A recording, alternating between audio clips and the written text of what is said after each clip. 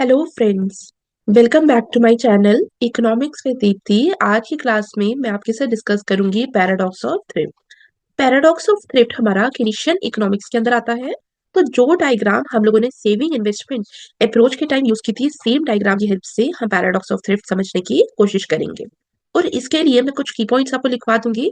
छोटा सा टॉपिक है, कुछ पॉइंटर्स लिखवाऊंगी, तो उसको नोट डाउन कर लेना। एक पैराग्राफ हम लिख लेंगे लास्ट में, तो उसको आप लोगों ने नोट डाउन करना है। अब टॉपिक स्टार्ट करने से पहले आई रिक्वेस्ट कि अगर अभी तक आपने वीडियो को लाइक नहीं किया then please like share subscribe and comment, और साथ ही मेरा टेलीग्राम चैनल ज्वाइन करिए ताकि कोई भी अपडेट आपसे मिस ना हो। अब यहाँ पे जो पैराडॉक्स ऑफ थ्रिफ्ट है, ये कॉन्सेप्ट हमें दिया कीन्स ने।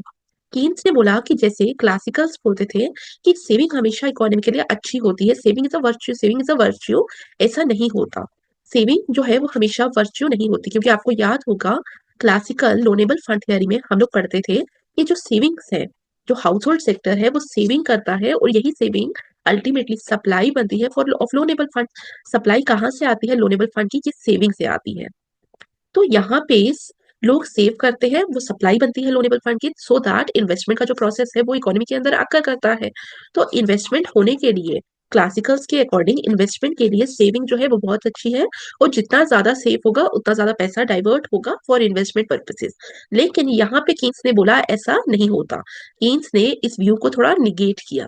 कीन्स ने बोला कि जो क्लासिकल बोलते हैं कि सेविंग हमेशा इकोनॉमी के लिए बेटर होती है, ऐसा नहीं होता। क्योंकि इन्होंने बोला कि अगर हम इनकम को देखें, मैं अगर इनकम कमा रही हूँ तो उसमें से कुछ पार्ट कंज्यूम करूंगी और कुछ पार्ट क्या करूंगी? सेव करूंगी। y is equal to C plus S, ऐसा ही होगा। तो यहाँ पे y is equal to C plus S है। तो मतलब अगर मैं सेविंग कर रही हूँ तो इसका मतलब मैं क्या कर रही हूँ? मैं कम कंजप्शन कर रही हूँ। मैं सेविंग को और बढ़ाऊंगी तो मेरा कंजप्शन और कम होगा। और अगर मैं सारा पैसा सेव कर दूं जाकर, तो कंजप्शन क्या हो जाएगी? जीरो हो जाएगी। कंजप्शन जीरो है मतलब एग्रीगेट डिमांड इकोनॉमी में फॉल कर जाएगी, यही मतलब है। तो अगर डिमांड कम हो जाएगी इकोनॉमी में, तो यहाँ पे क्या हो जाएगा? यहाँ पे प्रोडक्शन फॉल कर जाएगी। तो इसका मतलब अगर हम ये बोल रहे हैं कि सेविंग बढ़ती जा रही है इकोनॉमी में, तो केन्स बोलते हैं कि सेविंग अगर हर बंदा जाकर सेव करेगा इकोनॉमी में, तो यहाँ पे कंजप्शन नहीं होगी, कंजप्शन नहीं होगी तो डिमांड कम हो जाएगी। ठीक है, तो डिमांड का कम होना इकोनॉमी में जो है that is not a good sign. तो केन्स ने इसको कैसे बताया? केन्स ने बोला यहाँ पे हमारे पास क्या है? Saving investment. कल वाली डायग्राम बना रहे हैं, ठीक है। Here we have the level of output in the economy, और हमारे पास दो कर्व्स लेंगे हम। एक यहाँ पे I bar that is the investment curve, और एक मेरे पास आ गई यहाँ पे सेविंग कर्व। कीन्स ने बोला S is equal to minus C bar plus one minus C Y D, और वाई जो मर्जी आप लिखें। अब जैसे ही सेविंग इंक्रीज हुआ इकोनॉमी में, तो हम कहाँ पे जाएंगे? हम यहाँ से इस डायरेक्शन पे जाएंगे। क्यों इस डायरेक्शन पे जाएंगे? बिकॉज हमारा जो सेविंग है वो वाई एक्सिस पे रिप्रेजेंट कर रहा है, और सेविंग अगर हमारी बढ़ रही है तो याद रखना हम यहाँ पे मेरी कर्व इस साइड मूव करेगी, अपवर्ड मूव करेगी। तो मेरा जो सेविंग कर्व है वो एस से एस डैश पे मूव हुआ। और आप लोग देखेंगे पहले हमारा जो प्रोडक्शन लेवल था वो कितना था? That is Y 1। लेकिन नाउ मेरा प्रोडक्शन कम हो गया, वाई 2 पे प्रोडक्शन हो गया। और ये क्यों हुआ? बिकॉज सेविंग कम है। तो यहाँ पे कीन्स यही बोलते हैं, कीन्स बोलते हैं कि अगर हर बंदा जाके इकोनॉमी में सेव करेगा, जो यहाँ पे थ्रिफ्ट है, थ्रिफ्ट हमारा क्या रिप्रेजेंट करता है? थ्रिफ्ट का मतलब है सेविंग। अगर हर बंदा इकोनॉमी में सेव करेगा तो इकोनॉमी में क्या होगा? इकोनॉमी में अल्टीमेटली ग्रोथ कम हो जाएगी, ग्रोथ कम होगी।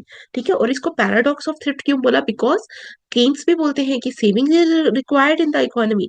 अगर आप सेव नहीं करोगे तो पैसा इन्वेस्टमेंट के लिए कहाँ से आएगा? तो सेविंग इंपॉर्टेंट है, बट बहुत ज्यादा सेविंग इकोनॉमी के लिए क्या है? हार्मफुल है। तो प्लीज नोट डाउन, ठीक है, इस चीज को लिख लीजिए, और डायग्राम इंपॉर्टेंट है, डायग्राम भी बना लीजिए। Keynes used Keynes used saving investment approach of measuring equilibrium to explain paradox of thrift.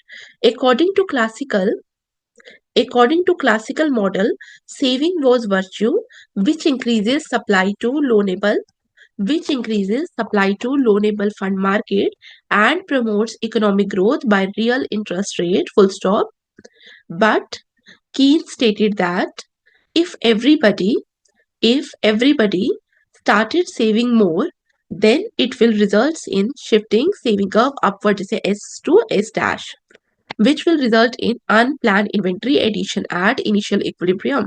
Output: This will make the firm reduce production until saving is again equal to planned investment, full stop. The new equilibrium happens. The new equilibrium happens at output level lesser than the original level if y2 is lesser than y1, resulting in negative growth of the economy, full stop. Therefore thrift bracket में लिख दो savings which was expected to increase growth paradoxically results in reducing it. Clear? तो आप लोगों ने इस तरीके से लिखना है. अगर अब आप यहाँ डायग्राम पे वापस आइए, एक पॉइंट जो रह गया था वो डिस्कस करेंगे. जब हम S to S dash move किए, हमारी इन्वेस्टमेंट कर्व ये थी, तो आप यहाँ पे देख रहे होंगे S टू S डैश पे S is greater than investment. तो यहाँ पे हमारी सेविंग ज्यादा हो गई इन्वेस्टमेंट से, दैट्स वाई हमारा ग्रोथ इकोनॉमी के अंदर क्या कर रहा है, फॉल कर रहा है. तो ये है आपका पैराडॉक्स ऑफ थ्रिफ्ट जो आपको पता होना चाहिए. क्लियर?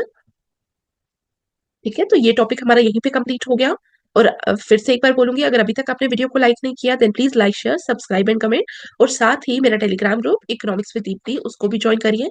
कमेंट बॉक्स में लिंक पिन किया हुआ है, तो आप उसको ज्वाइन करिए और आपको सारी अपडेट्स वहां मिलती रहेंगी. Thank you for watching. See you in the next class. Thank you.